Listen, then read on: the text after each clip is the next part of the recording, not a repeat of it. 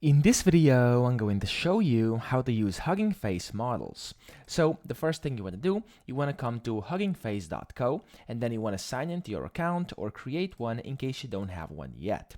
Once you've done this, once you're inside your account, click on the models up top over here, and then you can see all the different models over here. Now you can sort these by different tasks, by different languages, etc. And you can find basically what you're looking for, okay? So here you can just see there's a bunch of different things in here, and you can just open up and run any of these models. So for example, I'm gonna click on this one, this first one, and as you can see, the model has now opened up over here. Now, to actually use these models, of course, you have many different options, but what I think is the easiest, you can just go to Spaces up here, and inside Spaces, you can select what you're looking for. So for example, let's say I'm looking for image editing.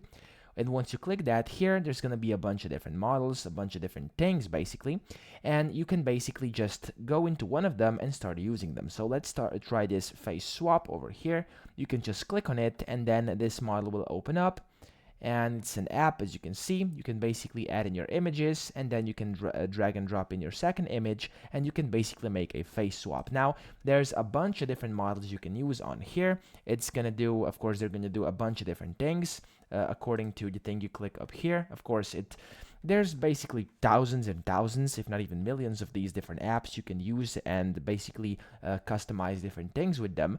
But if you go to models up here, you can of course see all the different models available, and then you can just start using them whenever you find one according to your own personal preference. Okay, so usually there's gonna be some intro and info on how to use them over here under model card, and you can basically just see how you can use them, how you can quick start, and what they can do. So that's pretty much it. I hope this video helped you out. If it did, please subscribe to the channel and help me out as well.